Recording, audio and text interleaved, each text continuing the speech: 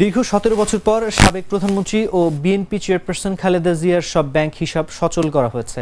জাতীয় রাজস্ব বোর্ডের কেন্দ্রীয় গোয়েন্দা শাখা থেকে সোমবার খালেদা জিয়ার সব ব্যাংক হিসাব সচল করার বিষয়ে একটি চিঠি বাংলাদেশ ব্যাংক বরাবর পাঠানো হয়েছে।